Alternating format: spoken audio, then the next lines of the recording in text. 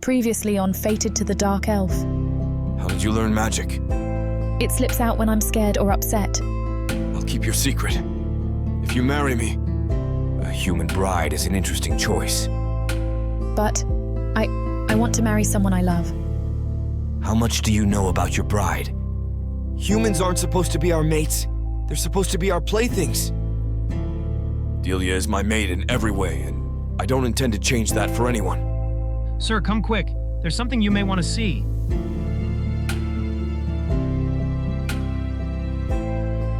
Chapter 14. Delia. Go in, Delia! The water is perfect. On her knees, Anulu leans down and flips her hand through the water a few times to make a point. Then she grins at me with an eager glint in her eyes. Hugging myself, I take a quick look at our surroundings. Just by myself. No one is going to find us, she says. Trust me, I've spent hours at this spot before, and no one has ever noticed where I was. Turning my attention towards the waterfall cascading before us, I find it difficult to believe that there's no traction to this area at all. It's beautiful. Water trails down the jagged edges of sharp rocks until it spills into a large pond. Green grass and vine-covered rocks encapsulate the pond, making for a cozy escapade away from the boring daily routine that I've been subjected to. My hand trails along the hem of my shirt, which makes Anulu nod with excitement. I'll watch your stuff, don't worry, enjoy yourself. What if someone catches us? With a body like yours, there's nothing to be ashamed of. Stop it. My cheeks burn bright red at that remark. Still, I cave in and undress at the foot of the pond. Anulu accepts each article of clothing I pass along to her. Chills course down my spine and through my body as I take the first steps into the pond, allowing the water to lap up my legs and lower body until I'm completely engulfed by the ripples. I gasp. Anulu, it's so clear. I know. Someone could catch me naked. Oh, please, Anulu replies, waving a hand. You can barely see anything from here besides your silhouette.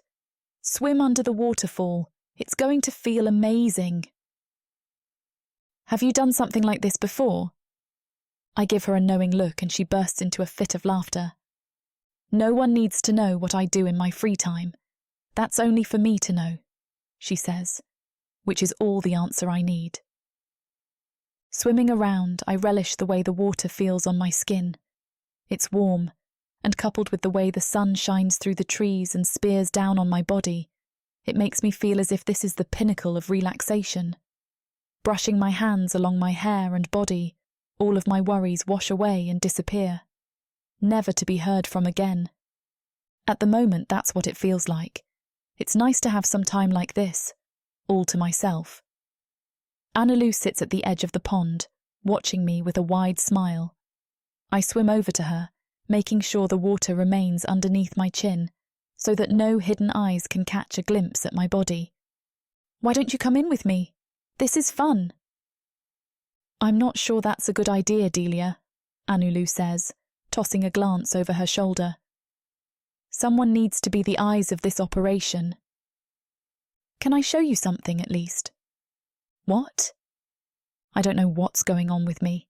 It's probably this semblance of freedom that makes the walls around my heart come tumbling down for a moment.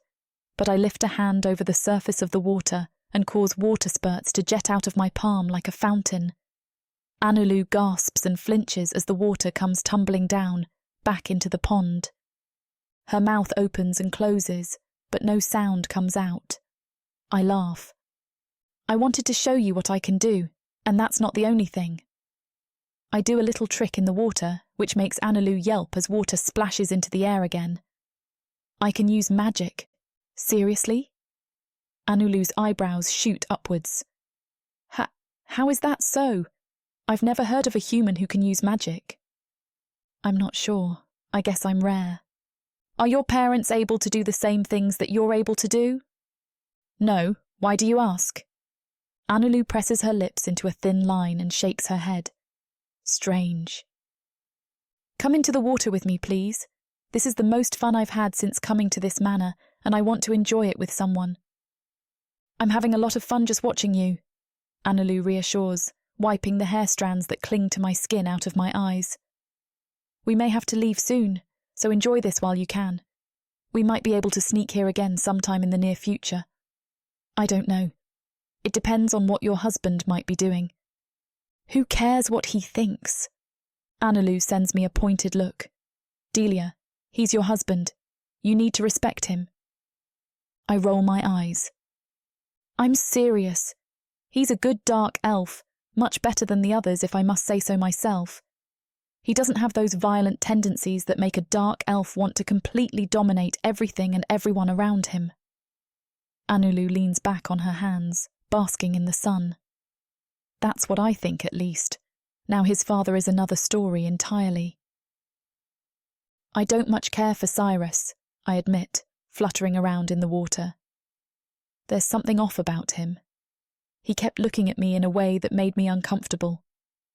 And then what he said in the hall that day. He doesn't have a good relationship with his son. It's probably because Thorne reminds him that he was able to overcome all of the abuse Cyrus put him through growing up, and he became a better dark elf as a result. Abuse? I hate to admit that Thorne fascinates me. Part of it stems from the appreciation I feel towards him because of how he treated me after our wedding party. I always held the belief that a dark elf would destroy me the moment one got their hands on me. Thorne is different, however, in so many different ways. The main enigma that surrounds him is his reluctance to have sex with me. Not that I'm complaining, but it's curious. It makes me think that something might be wrong with him. Is it an inability to function right in bed? I don't care at all. Not in the slightest. I just want to know why I got bought when I'm clearly not going to be used for sex.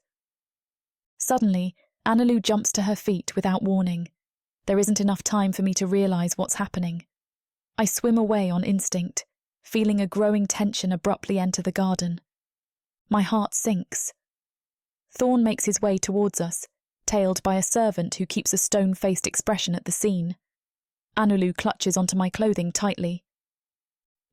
Master. Annalou bows low.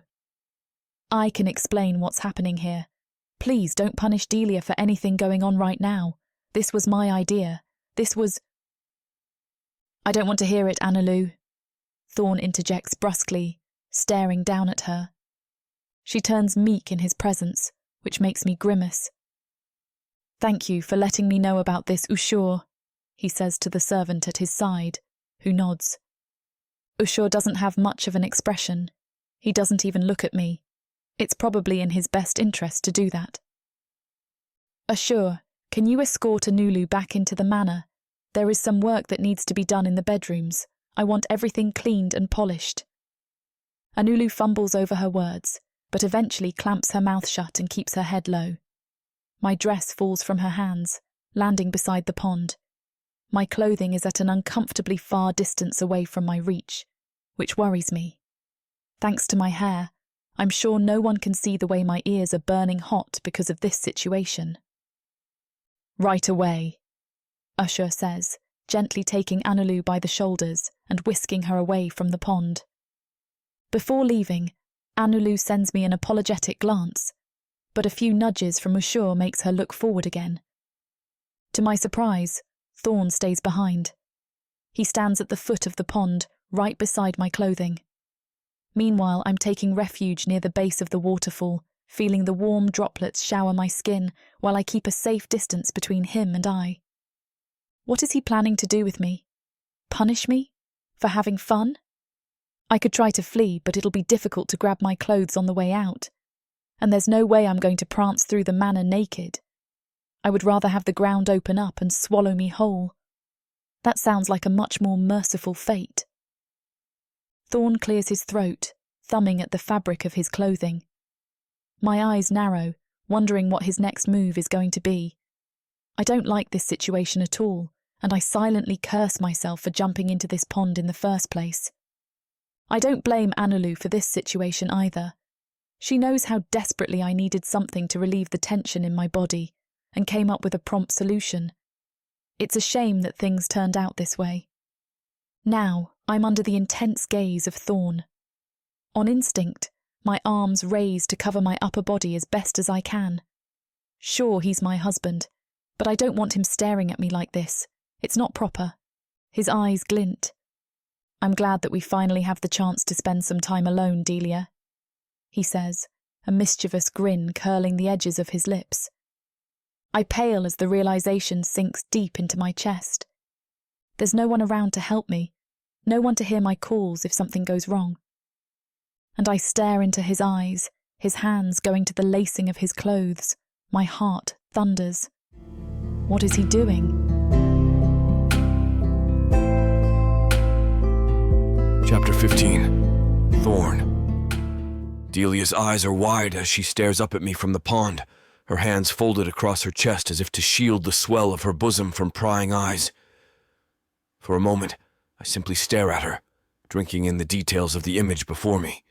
A deep crimson flush begins crawling across her chest and up her neck as I stare at her, the green of her eyes only made more vivid by the contrast of her fiery blush and the deep greens of the moss-covered stones in the waterfall behind her. My fingers find the edge of my tunic as I continue looking at her, and I shuck it off over my head, the light fabric bunching and wrinkling as it meets the ground. Delia's eyes follow my tunic, widening to an almost comical degree as she realizes what I'm doing. I continue stripping down my clothes, leaving on my undergarments so that I don't fluster her too much. Although I can't say that I'm not tempted to remove those as well. Delia averts her eyes as I undress, and a swell of satisfaction blooms in my chest. I make her nervous. Her naked body is little more than an olive-toned blur beneath the pond's surface, concealed by the rippling water and foaming bubbles created by the waterfall behind her. The smooth lines of her curves distort through the water, keeping me from seeing too much of her. No doubt she's chosen her spot in the pond intentionally, but I don't mind. If anything, it should help me keep a steady grip on my baser urges when it comes to her. The warm water laps around my legs as I wade into the pond, my eyes still on Delia. Soon enough, the floor of the pond disappears from beneath my feet, and I make lazy strokes through the water, swimming toward her. "What are you doing?" she asks, her eyes still averted from me as if she could will me away. An amused smile plays across my lips, and I wait until she looks at me again to answer. "Swimming." Delia's annoyance with my answer is nearly palpable, and I shove down the laugh rising in my throat. She's so easy to fluster, to tease. While I may not be able to blow off any steam in the ways I was hoping to the day I found her at the dark market, this is certainly one way of having fun. "Can't you do that somewhere else?" she asks sharply, her eyes finding mine before darting away again uncomfortably. Despite her words and the clear aversion she has to being naked in front of me, however, she makes no move to leave, simply treading water beside the waterfall. "I'm only enjoying a pleasant swim in the pond with my wife. Shouldn't that be allowed?" Delia huffs and rolls her eyes, and this time I can't help the small laugh that comes from me. Needling her hasn't lost its fun yet. I wonder if it ever will. "You don't have to call me that," she says eventually, leveling a matter-of-fact look at where I tread water beside her. "Call you what? My wife? It's true, isn't it? We're alone. You don't have to put on a charade for just me," Delia counters. For a moment, I allow myself to wonder what it would be like to drop the many acts I juggle these days and simply allow myself to be. Allow her to see something real of me. As quickly as the moment comes, though, it passes. I know better than to spend time on useless sentimentalities like that. She can never know too much of me, of her real purpose here. My future depends on her death, and I can't allow myself to forget that. But I think I'm beginning to enjoy being a married male. It has so many benefits, I say with forced lightness, shoving away my thoughts. Delia's head whips to mine, her lips pressed tightly together, and I think I see something like fear in her eyes. It takes me a moment to realize why she's suddenly so afraid, and I raise my hands up to her, letting her see them. "I didn't mean it like that, Delia. I'm a male of my word. I promise not to touch you unwarranted, and I won't." A part of me feels bad for scaring her, even unintentionally. While I enjoy getting a rise out of her, I would never want her to think I'd force myself on her, especially after I've promised not to. Delia seems to relax slightly at my words, although I can tell she still doesn't fully believe me. I back slightly away from her in the water to underscore my words, and the tension in her shoulders eases a bit more. For a while, we swim wordlessly together, Delia running her hands through the streams of water cascading over the rocks, while I swim in lazy circles. Something about the silence is almost comfortable, companionable. I don't know that I've ever simply existed near someone like this, not without ulterior motives. Although I guess I'm not entirely without those right now either. I sneak glimpses at Delia as she plays in the water, watching the lightly defined muscles of her arms ripple as she pushes herself through the water, and admiring the way her hair darkens as she dips beneath the pond's surface. A few times I look up to find her already looking at me. I can't help but wonder what she sees, what mask she thinks is my true face. Does she find me repulsive, cruel, conniving? If she does a good job of hiding it, at least most of the time. Moisture gleams on her smooth, bare skin, beads of water gathering on the tips of her dark lashes and around her full pink lips. Had she not been the chosen one, I would have wanted her in my bed. I find that I still do when my control slips. "How are you finding the manor?" I ask, trying to find a reason to continue looking at her.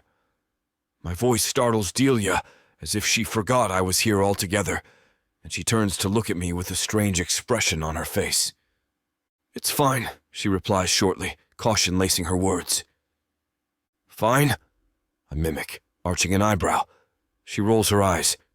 "Yes, fine," Delia says curtly, looking down to trace her hand over the surface of the pond, watching the water ripple outward from her fingertips. "But not good," I press, casting aside any pretense of casual conversation.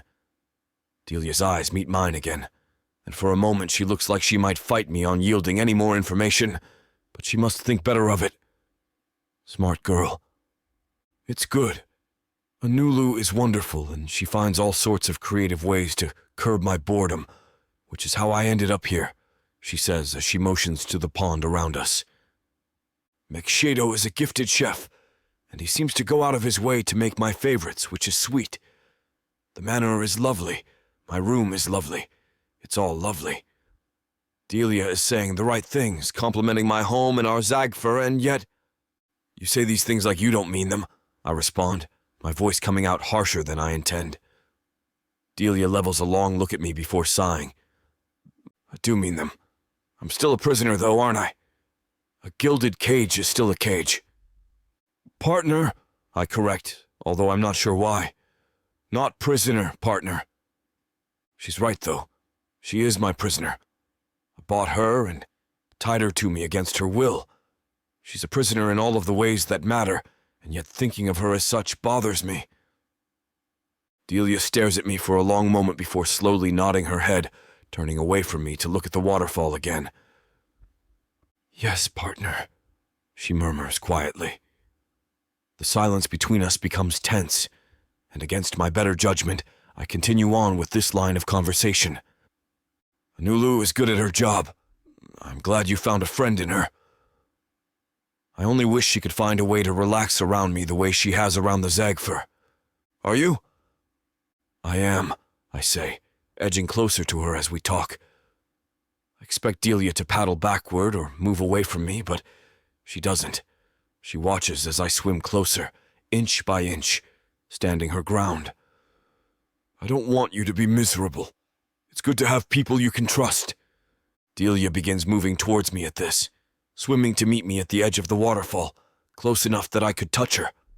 My heart pounds at her closeness, a strange reaction given the other types of distance that separate us. She comes up short, mere inches away from me, her face open as her green eyes meet mine. "Do you?" she asks softly. For a moment, I'm so caught up in the way her lips move around the words that I hardly register them. "Do you have people you can trust, Thorne?" I don't know if it's the way my name sounds on her lips, or the teasing glimpses of her bare form beneath the water, or perhaps her interest in knowing if I have someone to turn to. But something inside me roars awake. "Do you want to travel, Delia?" I counter, and her eyes widen. I shouldn't be so foolish as to overplay my hand, but I can't help it. "To where?" She doesn't trust me yet. "To an island across the ocean, off of Raich." Her eyes widen, and I can tell she wants desperately to say yes.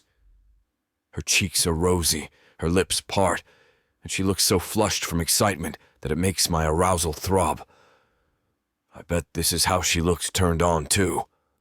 My hold on myself snaps, and I can't bear the space between us any longer. My hands find her hips as I reach for her, the delicious smoothness of her skin only made more pleasant through the water as I pull her to me. Delia's eyes widen at the contact, a gasp slipping from between her lips as I pull her so close to me our noses are nearly touching. I want to do so much more than just look at her.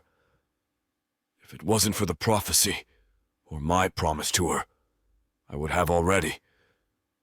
Delia's eyes drop to my lips, her fingers digging into my shoulders as water cascades down around us. The swell of her bosom rises and falls dramatically at our nearness, and it's an effort to keep my eyes from straying lower. "What are you doing?" she whispers.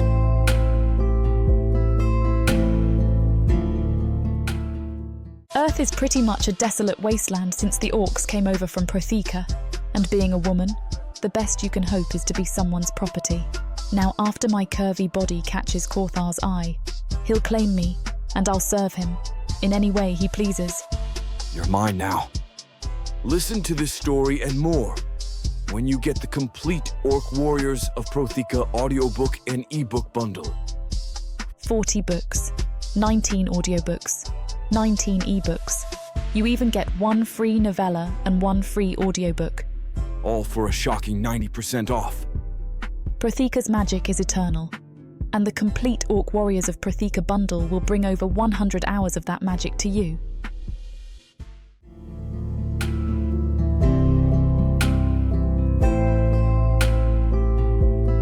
Chapter 16. Delia.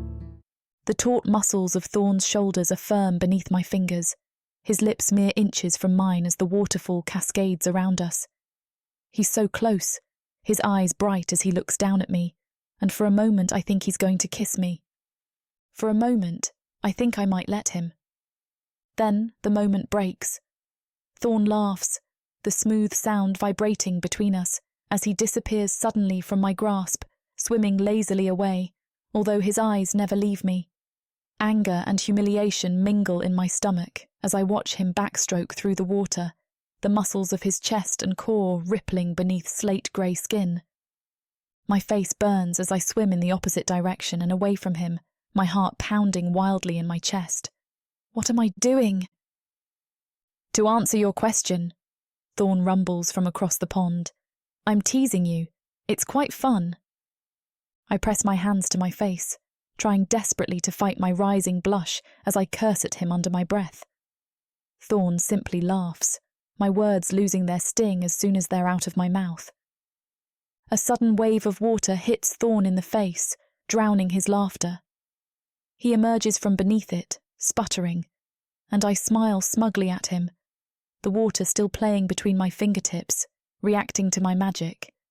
To my surprise, he returns my smile, although something feline lurks behind it. Very good, he murmurs.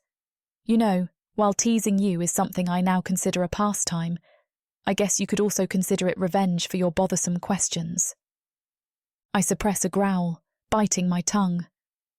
Thorne's smile widens, and he begins to try to swim toward me, his long arms pulling him through the water faster than I could hope to swim away. Not wanting to find myself in yet another confusing predicament with him, I alter the current of the pond, twisting my hand beneath the surface of the water and willing the current to push against his approach. Thorne laughs as he feels the water tug against him, his eyes bright. You've been practicing, he says, no question or accusation in his tone. I nod in lieu of responding, not trusting myself with words as I try to recover from what's happened between us beneath the waterfall. I don't know why Thorne has such a consuming effect on me. I should hate him. I do hate him. He's forced me into a marriage and is holding me prisoner against my will. So why is it so hard to keep reminding myself of that? No one has ever offered to keep my secret for me, not even the other human women at the dark market. While we may have practiced together or found small bits of comfort in one another, and while they may have offered me a few tips and tricks on handling my abilities, I know any of them would have sold me out in a minute to save their own skin. And then comes Thorne, who, despite everything, encourages me in my abilities. He coaches me, goads me into using them, and even seems proud of me when I pick up new skills or perfect old ones. It's more confusing than anything else I've ever encountered. When he bought me from the auction at the dark market, I had hoped for the best, but I was prepared to kill him. I was prepared to do anything necessary in order to survive, including taking his life and the lives of anyone who might stop me. Now, the thought of hurting him, or worse, hurting Anulu, makes me sick to my stomach. I steel myself against my thoughts, shoving all of the strange emotions brewing in my chest aside. It doesn't matter that Thorne says he wants to help me. I'm still nothing more than a prisoner that he brought here for one use or another. It doesn't matter that I've found Anulu because of it, or that he feeds me well and offers me beautiful clothing. It doesn't matter that he took me away from the dark market and gave me privacy or protection in the guise of status. I'm still his prisoner, and I don't want to be played with like a toy. My thoughts grow too loud and smothering for me to bear, and I turn away from where Thorne is treading water, feeling like I'm about to explode. Will you just go? I ask, my exasperation creeping into my voice. I can't control myself around him. My traitorous body reacts to him in ways I don't know how to describe, even when my mind is fighting against it. When Thorne doesn't respond, I turn to look at him. Despite all of our banter, I can't let myself forget about the power imbalance that exists between us. Upsetting him, crossing a line in some way, will mean I have to suffer the consequences. To my surprise, however, Thorne simply shrugs at my request, not seeming to notice or care that I'm the one making demands of him. "All right," he says casually, swimming toward the edge of the pond. Realizing that he's about to climb out of the pond, very nearly nude, I clamp my hands over my eyes. My wandering mind has more than enough material to torture me with. I certainly don't need to add this image to the dossier. I've never seen a male naked, or even partially unclothed before today. Even without having context for how a male's body should look, however, I know Thorne's is exceptional. At least my body seems to think so. I groan quietly to myself as I try to keep a handle on my thoughts, the sounds of water splashing and fabric rustling as Thorne leaves the pond and dresses. Silence falls, and I remove my hands from my eyes, expecting him to be gone. Instead, he's standing quietly on the banks of the pond, thankfully fully clothed, with an infuriating smirk twisting his lips as he watches me in the water. "Aren't you going to get out and get dressed?" he asks, his deep voice grating against my frayed nerves. "Yes," I say quickly, not wanting him to get the idea that I'm enjoying any part of being nude around him, especially while he's fully clothed. Thorne simply stands there, crossing his arms over his chest while he stares at me. I realise with no small amount of mortification that he's waiting for me to get out and get dressed in front of him. "No, not while you're standing there," I say shrilly. "I'll get out when you leave." Thorne's laugh echoes off of the waterfall behind me, and I scowl at him, not seeing how this is at all funny.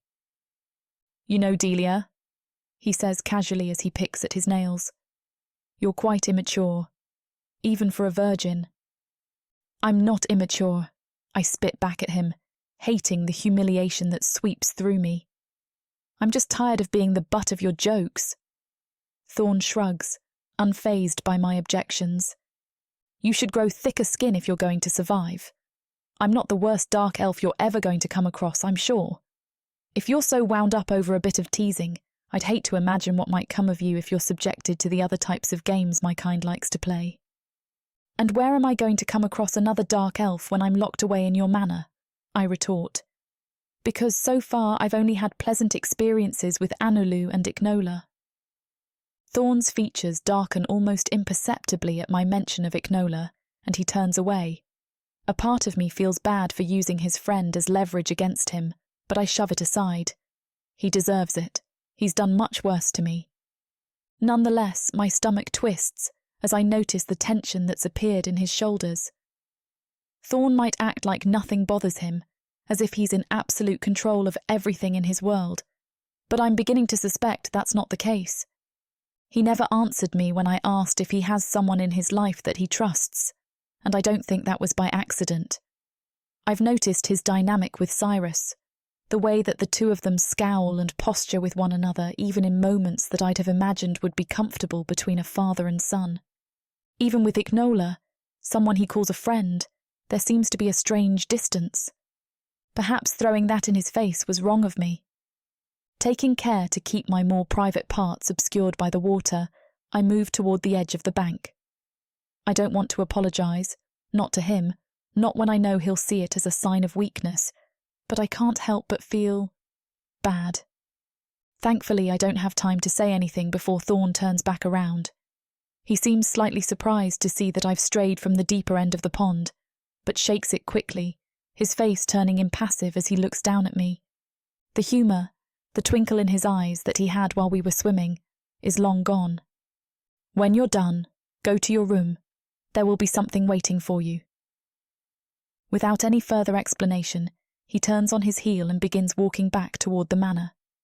I scramble in the water, pressing my chest against the edge and propping myself up slightly on my elbows to call after him. "What's going to be waiting for me?" I half shout at his receding profile. "A gift," his voice echoes back before he disappears. My stomach twists at his words. A gift? What kind of gift?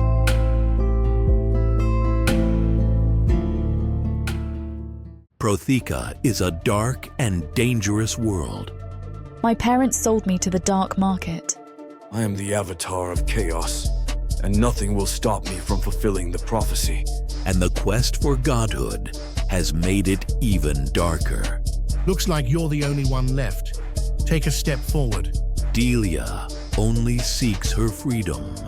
A gilded cage is still a cage. But Thorne has something else in mind for her. It's her. She's the woman from the prophecy. My key to godhood. Will they be able to escape their fate? Get every episode from worldsofprotheka.com right now. Get the series bundle and score a 70% discount. Protheka's magic is eternal, and this series is just the beginning.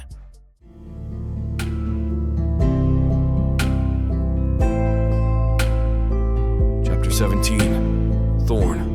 The sounds of my own footsteps echo off the hall walls as I stride toward the source of the noise that's been filling this wing of the manor. I'm glad that Delia has been enjoying her gift, but she certainly is making a ruckus. Splashing water and squealing giggles rise from the open ballroom ahead of me, and the sound of Delia's laughter quells the worst of my anger, my steps slowing as I approach. I stop just inside the threshold of the room, leaning against the frame of the entryway as I watch Delia and Anulu go about what has become Delia's daily lessons. Anulu has opened the 3 sets of massive French doors that lead into the gardens, fresh air and birdsong swirling through the air as Delia practices. The afternoon sun glimmers off of Delia's long hair, her eyes narrowed in focus as she extends her arm, beckoning with her fingers. A stray breeze slides through the open doors, and for a moment I think that's all it is until the breeze begins to swirl around the room, picking up speed and teasing the ends of Delia's hair. Soon, the breeze reaches a fever pitch, turning from a gentle stray wind into a tornado-like gust, whipping around Delia and tearing at her hair and dress. "Give it a direction!" shouts Anulu through cupped hands over the din of the whipping air. Even from where I stand in the threshold of the ballroom, I can feel the intensity of Delia's gust. Delia gives Anulu a nod before clenching her fist, jerking her arm sharply. Like a well-trained batlass, the tempest rockets in the direction of her motion, soaring through the central doors and into the garden, and blowing the two nearest bushes bare to branches as it's released out into the world. My ears ring in the wake of the silence overtaking the ballroom, but Anulu and Delia don't seem to notice the deafening quiet, squealing excitedly as they hop up and down and cling to each other. "You're getting so good. Before long, you'll be more powerful than even the dark elves," Anulu says excitedly, smoothing Delia's hair before running over to the book I gifted Delia and flipping through the pages. Delia grins after her friend, shifting on the heels of her feet as she waits for her next instruction. "I'd meant to tell the wind to stop, but I guess that worked too, right?" she admits, although the botched trick doesn't seem to dampen her spirits. It doesn't seem to dampen Anulu's either, as she laughs from where she flips through the book's pages. I'm glad to see that she's strengthening her magic and enjoying the book I gifted her. It was not an entirely unselfish gift, of course. I need her to be strong enough to face what the temple holds for us after all, but she seems happier to have a way to spend her time and focus her growing energies. More at ease. "Ooh, let's try fire next," Anulu says enthusiastically, turning to Delia. "Great," I think to myself wryly. "Let's experiment with the most destructive of the elements." Delia's brows knit together as she looks at her hand, and before long, embers begin to spark between her fingers, burgeoning into a fully fledged fireball. "Careful," Anulu warns from her place beside the book. "It can still burn you." "I've got it," Delia says confidently, the fireball racing in circles around her hand as she tosses it gently into the air before guiding it back down. "Delia," Anulu says anxiously, "I don't know if you should do that." Delia opens her mouth to respond, taking her attention away from the descending fireball at exactly the wrong second. The ball of flame drops into her hand, kissing her palm, and Delia cries out, dropping it in panic. The magic flame engulfs a spot on the floor, both Anulu and Delia cursing as they look around for anything to tamp out the flames. Eventually, Delia comes to her senses, remembering her gifts, and dousing the spot in water, leaving a wet, smoking scorch mark in the middle of the ballroom floor. "Oops," Delia says sheepishly. Anulu giggles, reaching forward to squeeze her hand. "Maybe we can cover it up with a rug?" she offers. "You'd ruin a perfectly good rug," I chime in from the doorway. Both of the women jump at the sudden sound of my voice, scrambling to stand in front of the charred bit of floor as if to hide it from me. I laugh, waving them away. This is exactly what I wanted when I gifted her that book, for her to grow stronger in her power. How else will I defeat a god? "You're practicing. Accidents happen. Though I would advise against playing with fire too much for the time being," I add in a sterner voice. Anulu bows her head, the picture of a deferent Zagfer, while Delia only rolls her eyes. "I know what I'm doing," she quips back, and Anulu's eyes go wide as they dart between us. "Oh? Then I'm sure you'd be open to a friendly sparring match," I say, challenge lacing my tone as I step fully into the ballroom. Delia snorts, a genuine smile on her lips as she looks me over. "Open?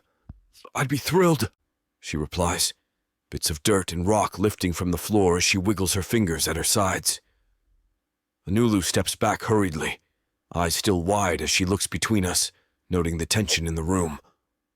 I shrug off my jacket, leaving me in nothing but my thin white tunic and trousers. I take my place on one end of the ballroom, facing Delia, and give her a nod. Without instruction, she thrusts the floating earth at me, and I parry the debris easily with a violet shield, sending a small flurry of magical sparks flying at her. Delia curses under her breath as she draws her arms up, a wall of water appearing in their wake and absorbing the vast majority of my attack. A few sparks slip through her hasty shield, however, and nip at her arms. "Ow!" Delia cries angrily, glaring at me as the water she was holding up splashes to the ground. I only grin at her, sending another, albeit smaller, flurry her way. "Earth!" I shout, directing her. Delia only hesitates for a second before throwing up a shield of solid stone, and my sparks rebound off of it, dissipating. "Good girl," I say with a soft smile, relishing in the way Delia's cheeks flush pink at my praise. Anulu lets out a nervous giggle from beside us, only deepening my smile. Think about the attack coming at you, I coach Delia. There's nothing that can be thrown at you that the planet hasn't seen before. How would a tree react? How would stone? How would water? Half of wielding magic is quick thinking and good control. The other half is natural ability. You have the natural ability. Now you just need to learn control and think through what's going on. Delia nods, widening her stance as she readies for my next attack. I send a small wraith her way, the shadow spirit wailing as it flies at her. Anulu shrieks from where she stands in the ballroom, but Delia's face turns stony as the wraith flies at her before she envelops it in flame, the wraith withering into nothing before it's halfway across the ballroom. Her eyes turn to me as she grins widely, and I return her smile, nodding my approval.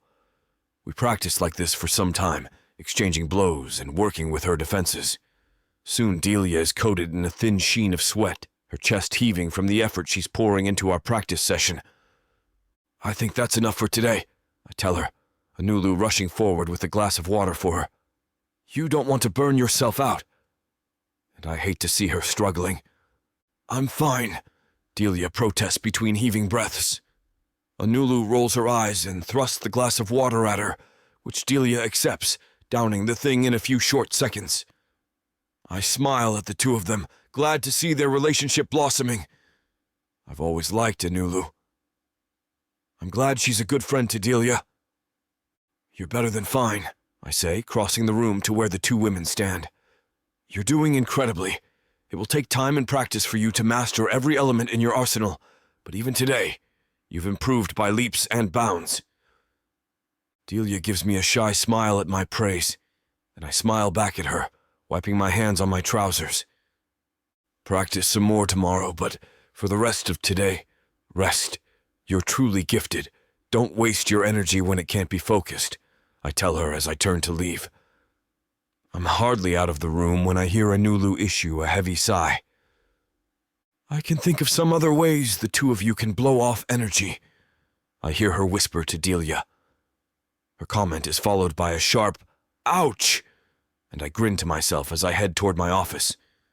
No doubt Delia made Anulu regret her teasing. She's fiery.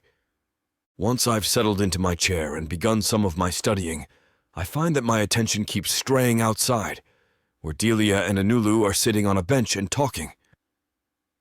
Eventually, Anulu heads back inside, likely to clean up the mess we'd made of the ballroom, and Delia is left sitting alone. I debate going to join her, but quickly shake the thought from my head, turning back to my work. I can't lose sight of why Delia is here. If I let her distract me from my work on the prophecy or the voyage ahead of us, there would be no point in having her here at all. Soon enough, I'm entrenched in my scrolls once again, reading and rereading everything I can find, and taking codified notes. A knock echoes through the space, and for a moment I foolishly hope to see Delia at the door, before Ashura pokes his head into my office. Yes? I ask, trying to keep my impatience and disappointment from showing in my tone. Ushur shifts on his feet, seeming uncharacteristically nervous. I'm sorry to bother you, Master, he begins, glancing at the ground before looking at me again. Something's happening in the gardens that you may want to see. This time, there's no mirth in his eyes, and I leap to my feet, rushing out the door. What happened when I wasn't looking?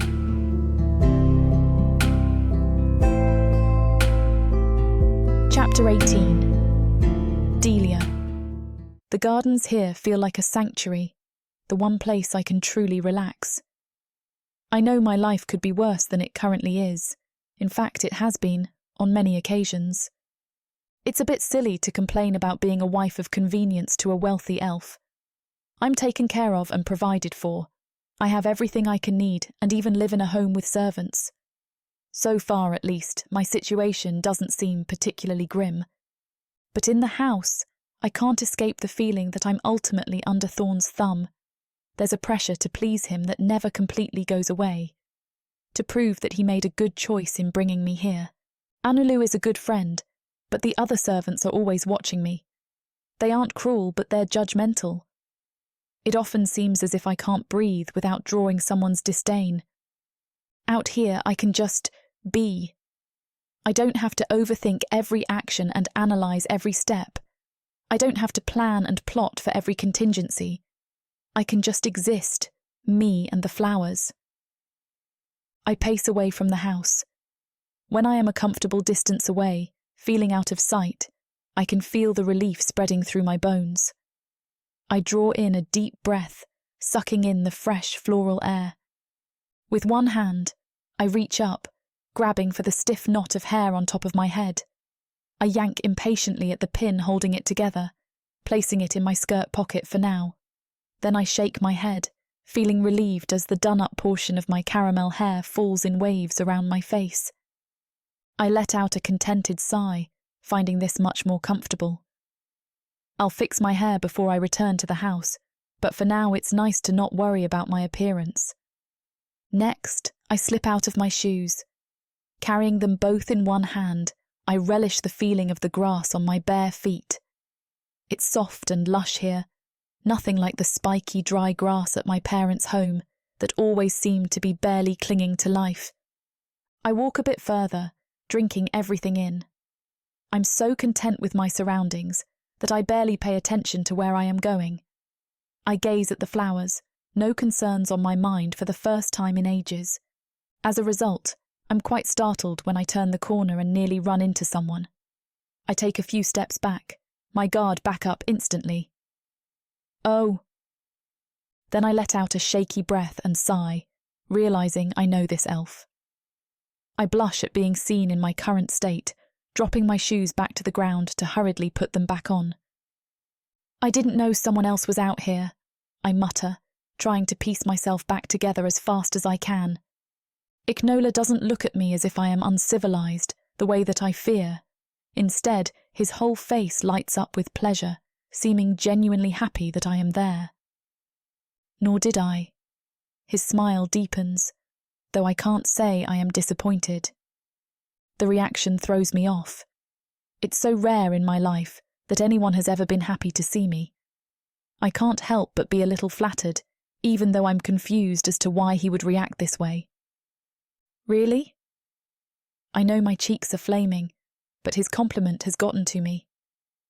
I do my best to focus on regaining my composure, still pulling on my shoes. I try to ignore the strange sensation in the centre of my chest, the one that makes me feel like my heart is defrosting, melting and spreading through my insides, all because of the smile on his face. It is always a joy to see you, Delia. I blush harder, even though his tone is only polite. I'm getting worked up over nothing, surely, and I try to rein in my reaction. I can say the same about you, Ichnola. I try to bury my excitement. What brings you here today? I came to see your husband. He flinches a little at the word, which piques my curiosity. I normally come to the gardens when he's busy. No one else is ever out here. I'm sorry if I interrupted your private walk, he replies. I'm suddenly self-conscious of my appearance again and begin to wrap the top half of my hair to put it back in the formal, presentable knot it's always in. No, he interrupts. His voice is soft, almost tender, and it surprises me so much that I freeze, my hands still holding my hair. With one hand, he reaches toward me, as if to grab my arm. Then he seems to think better of it. He stops, his hand hovering just above the skin. Our eyes lock, mine bewildered and his full of gentle embarrassment. He finally puts his hand lamely by his side, as if he's not sure what to do with it. Then he repeats himself. No, it looks nice the way that it is. He clears his throat, straightening stiffly. Forgive me for forgetting my place. My skin feels hot and flushed, and I can't quite understand the situation that I have found myself in. It feels, perhaps, as if he is flirting with me. Even if he is, I can't decide if I like that or not. I'm utterly baffled by trying to navigate this. Eventually I give up, but I do leave my hair down, as he suggested. At least for now. As I put the hairpin back into my pocket, I give him a shy smile. He smiles back, tentative, but there's a look of hope in his eyes that I don't understand. You don't have to be so formal with me. My words are nearly a whisper, but I remember the conditions of my marriage. I do not have to be a wife in private. I do not have to worry if I am betraying the man who sees me as nothing more than a transaction. I'm not so sure that Thorne would agree. Ignola looks away, seeming almost shy. You'll find that Thorne and I do not agree often. I dare a glance back toward the manor. It's better for us that way. When I look back, Ignola is watching me with a glint in his eyes. He smiles again, softly, and I look down at the ground. Am I becoming too familiar with this elf? He is Thorne's friend, after all, and I can't help but remember the way Thorne pressed me about Ignola. I know I don't owe anything to Thorne, but it nags at me. I don't feel ashamed, exactly, but I feel like perhaps I should be. Like it's wrong of me to be enjoying his company. Like I should feel guilty that I'm not automatically repulsed by him. What would Thorne think if he could see us? Then I remind myself, nothing. I owe Thorne no loyalty of love. Our relationship is a purely transactional one. He bought me, plain and simple, and any feelings beyond that are a dangerous illusion. I can leave if you'd like to be alone, Ignola offers pleasantly. I lift my gaze from the grass, staring into his kind eyes. How can a dark elf have kind eyes, I wonder? Everything I've been taught about their kind speaks of cruelty and manipulation, yet here I am, finding warmth in his gaze. No, I say honestly. I'd like you to stay. The words surprise me as they come out, but I know they're the truth. My heart beats a little faster at my own boldness, at admitting I want his company. He offers me his arm, a gentle smile playing at the corners of his mouth. Let's walk then. His voice carries none of the harshness I've come to expect from dark elves, and I find myself drawn to its soothing quality. I rest my hand in the crook of his elbow, and he sets a slow pace so that we can enjoy the view as we walk. The gentle pressure of his arm against mine sends a flutter through my chest that I try my best to ignore. How have you enjoyed your stay at the manor so far? When he asks about me, it doesn't feel as if he's prying. It brings a different sensation than when Thorne asks. There's no weight behind his questions, no hidden meaning I need to decode or analyse for threats. With Ignola, for some reason, despite knowing him so little, I am unbothered. His presence brings an unexpected ease, like finding shelter during a storm. Then again, I'm not sure I know my husband all that much either. The thought settles uncomfortably in my stomach. How little I truly understand about the dark elf I'm bound to for life. It's been nice. Before I didn't have as much freedom. I missed the sun, and I do love the gardens here. The manor is nice, but I much prefer the outdoors. He chuckles, a sweet sound, and nods. As do I. It's too hard to be locked away all day. It seems your husband doesn't share the sentiment. I stiffen a bit at the mention of Thorne, and Ignola takes note. He tugs me closer, just an inch, and his voice softens. I don't mean to make you uncomfortable. I shake my head, swallowing. You don't. His thumb brushes along my skin. Good. You need to feel comfortable here. His voice dips down low, like his next words are a secret. You need people to depend on. People like me. My heart stutters, never before having a friend that wasn't out of confinement or necessity.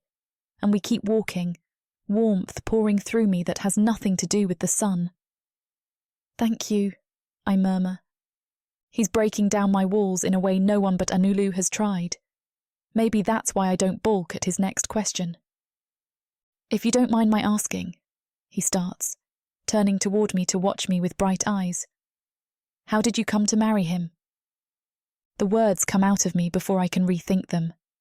My parents sold me, and I was auctioned off at the dark market. I shrug. I guess I was what he was looking for. I half expect him to turn away, and I think perhaps that's why I say it at all. I want to show him how broken I am, that I should be avoided, that he should leave now. But he doesn't. He nods and frowns, and his eyes darken with concern. "You are so strong," he praises. "I can't imagine all that you have been through, but for you to have survived it." Ignola shakes his head, looking impressed. "It's incredible.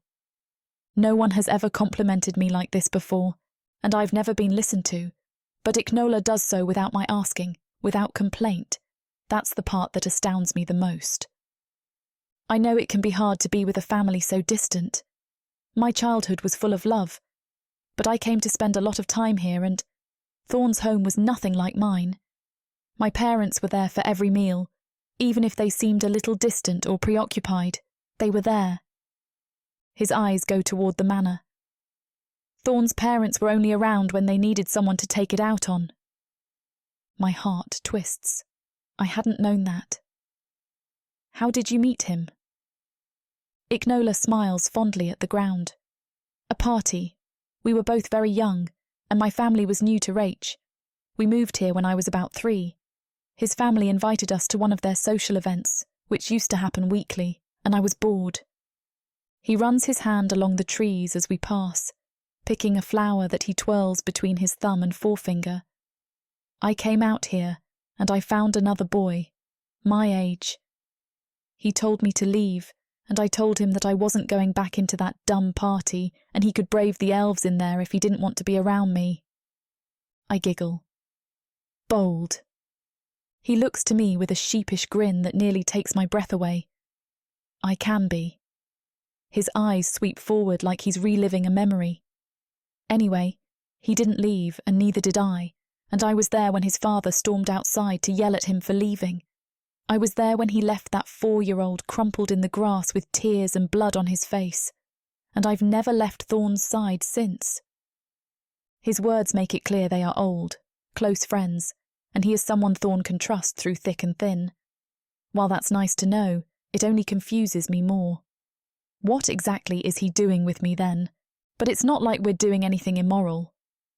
After a moment to think, I realise that it makes me feel better about everything. He clearly just wants to be my friend, extending his care for Thorne to me. I am the wife of his best friend, after all. I don't need to worry about what he is up to, because he's not up to anything. He's just bonding with the wife of his friend, a perfectly reasonable thing. Why do I feel a little disappointed at that? I push it aside, knowing that it's better this way. I need more friends, any friends really. He seems kind enough, and maybe he can help me learn how to deal with Thorne. Ignola and I click seamlessly in a way that Thorne and I just don't, and perhaps that's what I need to navigate this situation. He seems to get me, and he knows Thorne backward and forward. The silence between us has turned to thick, and Ignola chuckles under his breath, breaking through it to ease the tension. I have to say, when Thorne told me he was getting married, I was shocked. I didn't think he ever left that study, and when he said he had met someone... Ignola shakes his head, blowing out a breath. I'd worried he'd broke, that he was imagining things from being alone so much. I giggle a little at how startling it must have seemed. Until he says, "I'm sure your first night together was more of a chore than a pleasant experience." My laughter cuts off. The comment feels out of place, and too personal. But then I remember the elves who were so adamant that I was only a toy. Is this just an elf thing? Are they all perverts, even the ones who seem kind? "Why would you ask that?" I reply warily. He chuckles. "Oh, it was just a joke. I was just wondering if Thorne got over his anxiety around women. He's always been kind of useless around them, like he doesn't know what to do. I hope for your sake, he's improved." I stare at him, trying to process this. I suppose it's an acceptable answer, and I'm being too sensitive. But something about it still trips me up. It's hard to believe that an elf who could act so bold and flirtatious in the pond doesn't know how to act with women. He certainly seemed to know what he was doing that day. But he's also made it clear that he's not interested in anything physical. Is that why? Is Ignola really onto something here? Master Ignola, a servant says behind us, and we scramble apart. Master Thorne will see you now.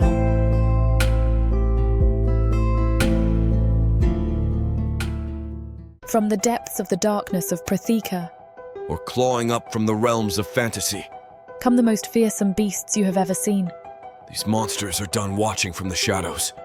Now, as they step into the light, something unexpected grips them. Something even they can't fight off. Love, Vampires. demons, Dark elves. gods. Minotaurs. Creatures of light and dark. They will protect their mates. Do whatever needs to be done. Morally grey heroes who will burn the world to protect the women who love them. 10 audiobooks. Fall into over 60 hours of fantasy romance. 20 ebooks. Over 1 million words of these brutes who will protect their women. Even if they might destroy themselves in the process. Get the immersive Protheka fantasy romance bundle. For 80% off, right now, dive into Protheka at a once-in-a-lifetime discount. The first bundle to offer both ebooks and audiobooks on worldsofprotheka.com. Protheka's magic is eternal, and this romantasy bundle will make it endless.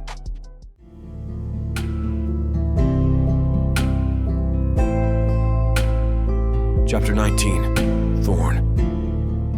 Peering out of the window of my office, I survey the land below. The heavy curtain rustles against my back as I slide into my familiar position. Delia's unattended, which almost certainly means that she's in the garden with Ignola. Again. Sure enough, I spot the top of her caramel-colored hair only a few moments later. In the bright midday sun, it looks almost like a golden honey. I've never noticed that before, and it gives me pause as I stare. Then I shake my head, trying to focus on the task at hand. I can't be distracted by something as silly as a beautiful woman's hair. What kind of a weak male would I have to be? The kind of weak male that lusts after his wife, even if she is his fake wife, though she is beautiful. I can't deny that, even if I don't like to acknowledge it. I'm beginning to suspect that Ignola has noticed her beauty as well. Not that I should care, but I do. It's been more than a week since I got word of their little garden walks together. I don't begrudge her enjoying the sunshine and the flowers, but I do resent the fact that it always seems to be with Ignola. Can it be someone else? Why doesn't she walk with Anulu? I much prefer their little friendship. I can appreciate it, and I find the pair of them less threatening and aggravating, at least most of the time. If it was Anulu, I'd leave them to their fun. But instead, I have to spend half my day monitoring the gardens. It's beginning to feel as if I get nothing else done all day, constantly interrupting my work to see if they're out there. And then, once I do confirm that they're together, I barely dare to take my eyes off them. At least they make it easy to keep an eye on them. There's nothing secretive at all. They're only ever together in the gardens, right out in plain sight. No evidence of a lover's tryst can be found, and I'm certainly looking for it. When I ask Ignola just what he's playing at, he insists that it's perfectly innocent. He's merely keeping my wife entertained while I am busy, the way any good friend would. There's a part of me that wants to argue the point further, but I have no proof to accuse him of anything other than the good intentions he swears to have. Perhaps this really is what good friends do. I wouldn't, of course, but I'm also not a good friend. Hell, half the time I can barely stand Ignola. I'd never sign on to babysit his bored wife. I suppose it's lucky for me that he doesn't have one. I watch them for a few moments longer, wondering what she finds so pleasant about Ignola. The amount of time that she lets him suck from her astounds me. He's not that funny, and I can't fathom what she's getting from this friendship. I tell myself that I'm not jealous. I tell myself that I couldn't care less who she spends her time with, as long as there is no sex. She needs to keep her virginity to keep the power of the prophecy. That's what I tell myself. That she can hang out all day long in the garden with Ignola. For all I care, as long as he doesn't sleep with her. Friends are fine, lovers are not. But the truth is that seeing her with him walking the garden sets a fire under my skin that takes every fiber of my being to control. Because that should be me walking with her, not him. That should be me who she looks forward to seeing, and not just as a friend, as she sees Ignola, but as more. As I study them through the window, she throws her head back. Her mouth is open in loud, delighted laughter. In my ear, I can almost imagine the sound. It makes me smile and then frown. She doesn't laugh like that for me very often. It irritates me that he's in the garden with her, laughing. And I'm all by myself, where I can't even hear, not enjoying my own wife. Not that I care, right? I can't give in to the temptation that Delia rouses in my body. Each moment I have to focus to forget the thought of that luscious bosom I want to suck, that ass I want to squeeze, how I could make her moan in delight in those gardens. Take her, claim her. I know that I would destroy her in the best way. I know that we would destroy each other. The pleasure her body would bring would make me forget everything. She'd forget her walks with Ignola. She'd forget her own name. But such thoughts are only for my dreams, both waking and asleep. I brush aside the thoughts that never should have been there at all. And then it just spirals, from there, on and on, picturing us together in scenarios I never thought I'd want to share with a human woman, imagining the feel of her body, staring at the other side of my empty bed while I lay awake, unable to sleep, and wondering what it would be like to share it with her. I've tried alleviating the need on my own, thinking it would put those thoughts to rest. I thought about purchasing another human woman and screwing her senseless to get Delia out of my system, but I never did because it wouldn't be the same. I would want Delia staring at me as I went into her. I'd want Delia's voice to call out my name in breathless moans. I'd want her hands to claw at my back. It's Delia, or it's no one. It's all Ignola's fault for acting so damn obsessed with her. Only he could force me into a competition for a woman I don't even want, even if my body can't quite seem to figure that out. Simple-minded Dundle brain, I mutter to myself, though it remains annoyingly unclear which one of us I'm directing that comment to. I let out a loud huff, flopping down into my desk chair. I sag bonelessly for a moment, wishing all these irritations away. I shouldn't be wasting my time worrying about who she cares for or who she spends her time with. I've set myself a deadline. In 1 month, we leave for the island of Osiris, where the temple of the prophecy lies. In 1 month, she has to be ready. And so do I. You were right from the start, I declare. Women are too much trouble, but at least this one will be worth it. I shake my head, thinking of the silly antics that others put themselves through for the sake of a woman. At least I'm not so foolish to endure all of this for something as petty as sex, or, even worse, love. No, Delia may test me, but when I'm done with her, I'm going to be a god. Hardly the same situation at all, I would say. I sit up in my chair, feeling my resolve come back at the reminder. I can't lose sight of what this is all for. I flip through one of my magic books, studying and practicing. When it's time, I'll need to be the best possible.